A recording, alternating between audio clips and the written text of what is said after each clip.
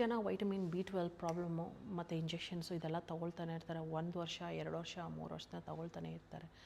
ಇದು first of all ನಿಮಗೆ ಇವಾಗ ಗ್ಯಾಸ್ಟ್ರಿಕ್ ಪ್ರಾಬ್ಲಮ್ ಇದೆ, ಗಟ್ ಪ್ರಾಬ್ಲಮ್ ಇದೆ, ಹೊಟ್ಟೆಲಿ ಅಲ್ಸರ್ಸ್ ಇದೆ, ಮತ್ತು ಏನು ತಿಂದ್ರೂ ಇಂಡೈಜೆಷನ್ ಥರ ಆಗ್ತಾಯಿದೆ, ಜಾಸ್ತಿ ಲೂಸ್ ಮೋಷನ್ ಆಗ್ತಾಯಿದೆ, ಕಾನ್ಸ್ಟಿಪೇಷನು, ಟಾಯ್ಲೆಟ್ಗೆ ಹೋಗ್ಲಿಕ್ಕಾಗಲ್ಲ, ಒಂದು ಸತಿ ಲೂಸ್ ಮೋಷನ್, ತಿಂದಿದ ತಕ್ಷಣ ಲೂಸ್ ಮೋಷನು, ಮತ್ತು ಹೊಟ್ಟೆ ಊದ್ಕೊಳ್ಳೋ ಥರ ಆಗೋದು, ಹೊಟ್ಟೆ ಉಬ್ಬರ ಆಗೋದು, ಸ್ವಲ್ಪ ತಿಂದಿದ ತಕ್ಷಣವೇ ಹೊಟ್ಟೆ ಊದ್ಕೊಳ್ಳೋ ಥರ ಆಗ್ತಾಯಿದೆ.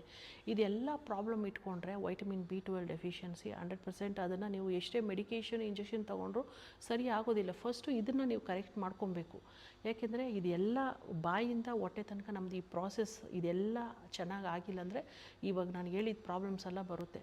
ಇದು ಚೆನ್ನಾಗಿಲ್ಲ ಅಂತ ಹೇಳಿದ್ರೆ ನಮ್ಮದು ಸಾರಾಂಶ ನೀವು ಏನೇ ತೊಗೊಂಡ್ರು ಅದು ಅಬ್ಸಾರ್ಪ್ಷನ್ ಹೀರ್ಕೊಳ್ಳೋದು ಅನ್ನೋದು ನಡೆಯಲ್ಲ ಅಲ್ವಾ.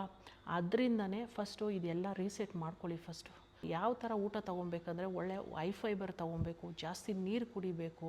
ಇವಾಗ ಆಲ್ರೆಡಿ ನೀವು ಇದೆಲ್ಲ ಎಕ್ಸ್ಪೀರಿಯೆನ್ಸ್ ಆಗ್ತಾಯಿದೆ, ಗ್ಯಾಸ್ಟ್ರಿಕ್ ಪ್ರಾಬ್ಲಮ್ ಇದೆ, ಜಾಸ್ತಿ ಲೂಸ್ ಮೋಷನ್ ಆಗ್ತಾಯಿದೆ, ತಿಂದ ತಕ್ಷಣ ಲೂಸ್ ಮೋಷನ್ ಆಗ್ತಾಯಿದೆ, ಏನು ಹೊಟ್ಟೆಗೆ ಸೇರ್ತಾಯಿಲ್ಲ, ಇಂಡೈಜೆಷನ್ ಥರ ಪ್ರಾಬ್ಲಮ್ ಈ ಥರ ಇದೆ ಅಂದರೆ ಫಸ್ಟು ಊಟ ಬಂದು ನಿಮಗೆ 2 ಅವರ್ಸ್ಗೆ ಇವಾಗ 4 ಅವರ್ಸ್ಗೆ ಒಂದು ಸತಿ ಮಾಡ್ತಾಯಿದ್ದೀರ ಅಂದರೆ ಒಂದು 2 ಗಂಟೆಗೆ ಒಂದು ಸತಿ, 1 ಗಂಟೆಗೆ ಒಂದು ಸತಿ ಎಷ್ಟಾಗುತ್ತೋ ಸ್ವಲ್ಪ ಕ್ವಾಂಟಿಟಿ ಕಮ್ಮಿ ಮಾಡಿಕೊಂಡು ತೊಗೊಬೇಕು. ಜಾಸ್ತಿ ಹೈ ಫೈಬರ್ ನಾರಿನಂಶ ತೊಗೊಬೇಕು, ನೀರು ತೊಗೊಬೇಕು ಜಾಸ್ತಿ, ಮತ್ತು ಸಿಟ್ರಿಕ್ ಇರೋದು ಈ ಲೆಮನ್ ಅಂಥದ್ದು ತೊಗೊಳಕ್ಕೆ ಹೋಗಬಾರ್ದು. ವೈಟಮಿನ್ C ಅನ್ನೋದು ಈ ಸದ್ಯಕ್ಕೆ ತೊಗೊಳ್ಬಾರ್ದು, ಆಮೇಲೆ ಬೇಕಾದರೆ ತೊಗೊಬೋದು. ಇವಾಗ ಆಲ್ರೆಡಿ ಹೊಟ್ಟೆಯಲ್ಲಿ ನಿಮಗೆ ಜಾಸ್ತಿ ಒಂದು ಉರಿ ಆಗ್ತಾಯಿದೆ, ಇಲ್ಲಾಂದರೆ ಏನೂ ತಿನ್ಲಿಕ್ಕೆ ಆಗ್ತಾಯಿಲ್ಲ, ಎಲ್ಲ ಹೊಟ್ಟೆ ಮೇಲೇ ಇರುತ್ತೆ, ತಿಂದಿದ್ದೆಲ್ಲ ಎದೆ ಮೇಲೇ ಇರುತ್ತೆ, ಒಳಗಡೆ ಹೋಗ್ತಾಯಿಲ್ಲ, ಜೀರ್ಣ ಆಗ್ತಾಯಿಲ್ಲ ಅನ್ನೋರು ದಯವಿಟ್ಟು ಅದು ಸ್ವಲ್ಪ ಲೆಮನ್ ಐಟಮ್ಸು, ವೈಟಮಿನ್ C ಆ ಥರ ಸ್ವಲ್ಪ ಕಮ್ಮಿ ಮಾಡ್ಕೊಳ್ಳಿ.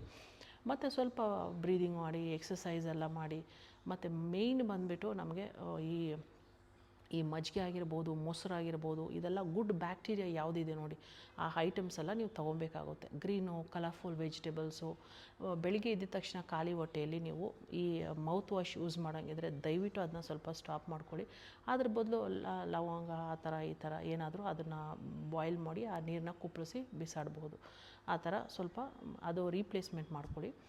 ಆಮೇಲೆ ಇದೆಲ್ಲ ಮಾಡೋದ್ರಿಂದ ಸ್ವಲ್ಪನೇ ಈ ಪ್ರಾಬ್ಲಮ್ಸು, ಇಂಡೈಜೆಷನು, ಗಟ್ ಪ್ರಾಬ್ಲಮ್ಸು, ಹೊಟ್ಟೆ ಉರಿಯೋದು, ಕಾನ್ಸ್ಟಿಪೇಷನು ಇದೆಲ್ಲ ಕಮ್ಮಿ ಆದಾಗ ಆಟೋಮೆಟಿಕ್ಲಿ ನಿಮ್ಮ ವೈಟಮಿನ್ B12 ಡೆಫಿಷಿಯನ್ಸಿ ಅನ್ನೋದು ವ್ಯಾಲ್ಯೂಸು ಸ್ವಲ್ಪ ಜಾಸ್ತಿ ಆಗುತ್ತೆ. ಸೊ ಅದರಿಂದ ಈ ವೈಟಮಿನ್ B12 ಡೆಫಿಷಿಯನ್ಸಿ ಪ್ರಾಬ್ಲಮ್ ಇರೋರು 100% ಯಾಕೆ ನರಗಳ ಪ್ರಾಬ್ಲಮ್ ಇರುತ್ತೆ, ಕೈ ಒಂಥರ ನಡುಗುತ್ತೆ, ಕೈ ಜೋಮ್ ಹಿಡಿಯುತ್ತೆ, ಕಾಲಲ್ಲಿ ಮತ್ತು ಕೈಯಲ್ಲೆಲ್ಲ ಒಂಥರ ನೀಡ್ಲು ಸೂಜಿ ಚುಚ್ಚಿದಂಗೆ ಆಗುತ್ತೆ, ಈ ಪ್ರಾಬ್ಲಮ್ಸ್ ಬರುತ್ತೆ. ಯಾಕೆಂದರೆ ವೈಟಮಿನ್ B12 ಅನ್ನೋದು ಒಂದು ಒಳ್ಳೆ ಈ ಪ್ರೊಟೆಕ್ಷನ್ ಅನ್ನೋದು ಕೊಡುತ್ತೆ ನರಗಳಿಗೆ. ಯಾವಾಗ ನರಗಳಿಗೆ ಪ್ರೊಟೆಕ್ಷನ್ ಅದರಲ್ಲಿ ಲೇಯರು ಚೆನ್ನಾಗಿ ಇಲ್ವೋ ಆವಾಗ ನೋಡಿ ಎಲ್ಲ ಕಡೆ ಒಂದು ಥರ ಶಾಕ್ ಹೊಡೆದಂಗೆ ಆಗುತ್ತೆ, ಕೈ ಕಾಲು ನಮ್ನಸ್ ಆಗುತ್ತೆ, ಕೈ ನಡುಗೋ ಥರ ಆಗುತ್ತೆ. ಮತ್ತು ತಲೆಯಲ್ಲಿ ಏನಾಗುತ್ತೆ ಅಂತ ಹೇಳಿದ್ರೆ ನೆನೆಸ್ಕೊಂಡಿರ್ತೀರ, ಸಡನ್ನಾಗಿ ಮರ್ತೋಗಿರ್ತೀರ. ಎಷ್ಟೇ ಒಳ್ಳೆ ನ್ಯೂಟ್ರಿಷನಲ್ ಫುಡ್ ತೊಗೊಳ್ತಾಯಿದ್ರು ಅದು ಯಾವುದೂ ವರ್ಕ್ ಆಗ್ತಾಯಿಲ್ಲ. ಯಾಕೆಂದರೆ ಇದು ಆಲ್ರೆಡಿ ಡಿಫ್ರೆಂಟ್ ಪ್ರಾಬ್ಲಮ್ಸ್ ಇದೆ ಅಲ್ವಾ, ಸುತ್ತು ಡಿಫ್ರೆಂಟ್ ಪ್ರಾಬ್ಲಮ್ಸ್ ಇದೆ. ಅದನ್ನ ಸರಿ ಮಾಡ್ಕೊಳ್ಳೋ ತನಕ ನೀವು ವೈಟಮಿನ್ B12 ಡೆಫಿಷಿಯನ್ಸಿ ಸರಿ ಆಗೋದಿಲ್ಲ. ಪ್ಲಸ್ ಅದೇ ಥರ ಮೆಮೊರಿ ಆಗಿರ್ಬೋದು, ಸಡನ್ನಾಗಿ ನೀವು ನಾಳೆ ಏನು ಮಾಡಬೇಕಂತ ಬರೆದಿಟ್ಕೊಂಡಿರ್ತೀರ, ಆದರೂ ನೀವು ನೆಕ್ಸ್ಟ್ ಡೇ ಮೈಂಡ್ ಬ್ಲ್ಯಾಂಕ್ ಆಗಿಬಿಡುತ್ತೆ. ಏನು ಅರ್ಥ ಆಗ್ತಾಯಿಲ್ಲ, ಏನು ನೀವು ಮಾಡ್ತಾಯಿದ್ದೀರಾ, ಏನು ಮಾಡಬೇಕು ಅನ್ನೋದು ಸಡನ್ನಾಗಿ ಇದಾಗ್ಬಿಡುತ್ತೆ. ತುಂಬ ಸ್ಮಾರ್ಟಾಗಿರ್ತಾರೆ ಓದೋದ್ರಲ್ಲಿ, ಇದರಲ್ಲಿ ಎಲ್ಲ ಸಡನ್ನಾಗಿ ನಿಮ್ಮದು ಓದೋ ಲೆವೆಲ್ ಆಗಿರ್ಬೋದು, ಕಾನ್ಸಂಟ್ರೇಷನ್ ಆಗಿರ್ಬೋದು, ಮೆಮೊರಿ ಪ್ರಾಬ್ಲಮ್ಸ್ ಆಗಿರ್ಬೋದು, ಇದೆಲ್ಲ ಸ್ವಲ್ಪನೇ ಗ್ರ್ಯಾಜುವಲಾಗಿ ತುಂಬ ಕಮ್ಮಿ ಆಗಿಬಿಟ್ಟಿರುತ್ತೆ. ಕೈಯಲ್ಲಿ ಸ್ಪೆಷಲಿ ಕೈಯಲ್ಲಿ ಇದು ನೋಡಿ ಫೋಲ್ಡಿಂಗ್ಸ್ ಹತ್ರ ಈ ಬೆರಳುಗಳಲ್ಲಿ ಇದೆಲ್ಲ ಕಪ್ಪಾಗಿರುತ್ತೆ. ಮತ್ತು ಮುಖದಲ್ಲೂ ಅಷ್ಟೇ ಒಂದು ಸ್ಕಿನ್ ಟೋನ್ ಅನ್ನೋದು ನಾರ್ಮಲ್ ಆಗಿರೋದಿಲ್ಲ. ಇದೆಲ್ಲ ಎಷ್ಟೇ ನಿದ್ದೆ ಮಾಡಿದ್ರು ನೀವು ಬೆಳಗ್ಗೆ ತಕ್ಷಣ ಸುಸ್ತು, ಮತ್ತು ಒಂಥರ ಟಯರ್ಡ್ನೆಸ್ಸು, ಏನು ಮಾಡಲಿಕ್ಕೂ ಇಂಟ್ರೆಸ್ಟ್ ಇಲ್ಲ ಅಲ್ವಾ. ಇದೆಲ್ಲ ವೈಟಮಿನ್ ಡೆಫಿಷಿಯನ್ಸಿ ಇದ್ರೇ ಈ ಥರ ಆಗೋದು.